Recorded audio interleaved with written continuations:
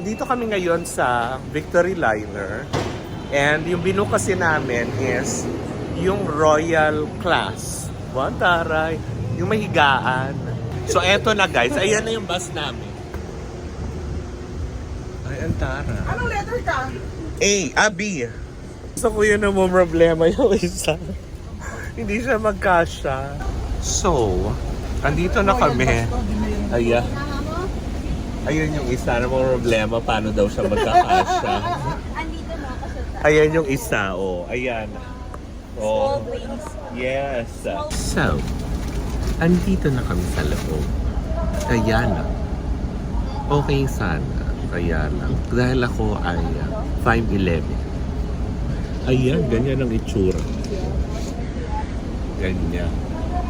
Hindi ko siya mauna. Honest review ng sleepers bus. Kung gusto mo nang madali, pwede yun kasi 4 hours lang yung biyahe. Pero pag pagiging komportable ang usapan, hindi siya komportable. Oo, kasi lalo pag yung sa mga Lalo kung matangkad ka, tas medyo mataba ka. Hindi kami nagdi-discriminate ng pero ito lang para real talk lang na Yun kasi yung experience namin. yes, kasi kanina meron din isa na kagaya din ni Mavi na medyo malaki din yung build niya. Kina-cancel niya yung ticket niya dahil hindi talaga siya kasha. Ang liit kasi, ang ipos.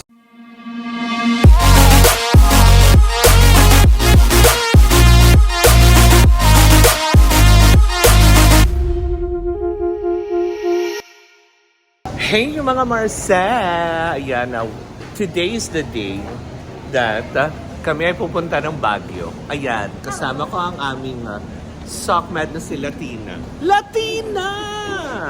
Yan, si Athena and of course si Mavi. Nandito kami ngayon sa Victory Liner and yung binook kasi namin is yung Royal Class. Taray, yung mahigaan. So, ngayon, 11:30 pa ang aming ganap. So, nandito kami. Ang tara, may sarili kami lounge. So, syempre, namili kami ng pagkain, di ba? Tapos, totoo pala yun, may pakape sa loob. Ayan na, nakapwesto na kami ng maayos. Ayan. So, Lawson. Kumakain kami kasi para pagsampa ng Royal Class. Wow! Gusto mo yung, inaano mo yung Royal Class? Tutulog na lang kami. Actually, tinanong ako ni Athena, sabi niya, ano po bang agenda natin pagdating ng Baguio? Sabi ko, hanapin yung hotel. So, eto na guys, ayan na yung bus namin. Ang aga sa schedule, 11:30 pa, 11 o'clock pa lang. Alis na naman talaga na 11. Aalis na ba kaagad? Ayan yung bus namin. Ay, ang tara. Anong letter ka? B. Ate, anong letter po ito? Ayan o, CO1, CO2. Ako si Uber na. Dito ka, Tina, sa taas. Tabi ako ng driver. Gusto ko yun ang problema yung isa. Hindi siya magkasya. So, andito na kami. Ayan. Ayun yung isa na problema, paano daw siya magkakasya. Andito na ako sa Ayan yung isa, oh. Ayan. Oh. Yes. So, andito na kami sa loob. Kaya lang. Okay sana. Kaya lang, hindi ko siya dahil ako ay 5'11". Ayan, ganyan ang itsura. Ganyan. Hindi ko siya maunat. Hindi ko maunat ng gusto yung aking mga paa. So, yun yung problema doon. Diba? So, yung mga kasama ko nandun na sa taas. So, see you ba? Tingnan natin kung makaka-survive tayo ng bonggang-bongga. So, eto na. Arriving kami sa Baguio. And ang oras, 3:30. Parang 11:30 kami umalis ng 4 hours. Tapos, wala palang stopover. Dire-diretso. Sarap. Saya lang. napaaga kami kasi in-expect namin darating kami ng Baguio like 5:30 pa 6 na. So, parang 3:30 o 4 o'clock pa lang. Although nasa Baguio area na kami. So, yan. Malamang kakain muna kami. And then, baka mag-check-in na muna para may lagay yung gamit. Ang hirap umikot na may mga bit-bit. Kaya dyan lang kayo. Eh di yun na nga. Hindi na nakapag-vlog na nag-check-in kasi nagutom ang mga akla. So, ito yung room namin. So, ayan sila. Oh. Anong oras na ba? Ang oras, 8:30 na. Kasi, kailangan namin gumising bago mag-3. Pupunta kami ng Melvin Jones dahil nga nandun ang fun run ng MX3. So, Hindi, basurahan nakaligo na.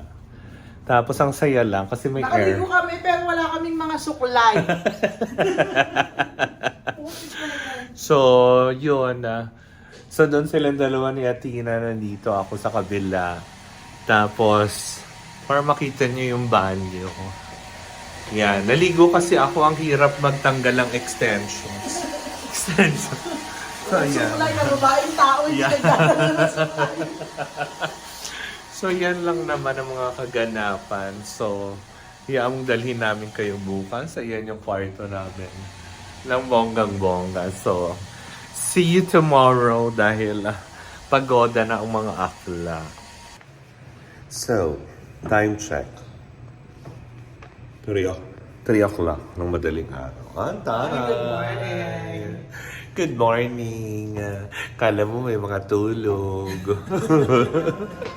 So kami ay maglalakad na papuntang Melvin Jones kasi nandun yung venue ng ating Run for Life. Ay, ang lamig! Walking down the street. Baguio City. Ang lamig! Diba? So, yung mga magpa-fun run, doon na sila. So, saya lang. O, diba nakasando? Taray, laban na laban kahit malamig. Yan. So, palakad na kami papuntang venue kasi ayun lang siya. Nandyan lang siya. Kaya, pabor sa amin. Diyan lang kayo. Eh, di natapos na ang fun run. Alas 10 ng umaga. 10:10. Papunta na kami ngayon ng Victory Liner dahil uuwi na kami ng Maynila ulit. Diba? So, yun. Habang problemado yung isa kasi ngayon lang yan nalaman na kapag binuview mo yung story, nakikita pala yung pangalan mo doon. So, ganun siya kabungog. Diba? Mamalay ko ba dyan? Hindi naman ako mahilig Tapos ngayon natataranta siya kasi sabi niya, oh my gosh, talaga nakikita. Malamang meron siyang tinitignan ng mga kalalakihan na ini-stock niya. At nakikita niyo naman, yung matcha niya kagabi pa yan. Hindi ko naman malaman kung bakit. Matcha pa rin hanggang ngayon. Diba? So, yan. Malapit na kami sa Victory Liner and then update ko na lang kayo ulit kung ano pang magaganap. Pero pauwi na kami. So, that's it guys. Our escapade. Wow, escapade! Our 24 hours Baguio tour.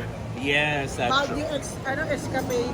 Baguio. Trying the Victory Liner Royal Class. Honest review ng sleepers bus. Kung gusto mo nang madali, pwede yun kasi 4 hours lang yung biyahe. Pero pag pagiging komportable ang usapan, hindi siya komportable. Oo, kasi lalo pag yung sa mga Lalo kung matangkad ka, tas medyo mataba ka. Hindi kami nagdi-discriminate ng pero ito lang para real talk lang na Yun kasi yung experience namin. yes, kasi kanina meron din isa na kagaya din ni Mavi na medyo malaki din yung build niya. Kina-cancel niya yung ticket niya dahil hindi talaga siya kasha. Ang liit kasi, ang ipos. So, if I were you, kung medyo ganon, mag-ano kay first class. Okay lang may stopover, at least komportable ka. Pero sa kagaya mo, Sa mga ganitong body type, okay na okay siya. Comfortable naman, makakatulog ka. Hindi, pero Tapos, sanay ka naman kasi sa mga gumagalaw-galaw. Oo. Diba? pero siguro depende, kasi yung sa bandang unahan ng driver, doon medyo makipot talaga eh, tsaka mababa. Pero bandang gitna ka, maluwag. Sabi. Oo, sabi.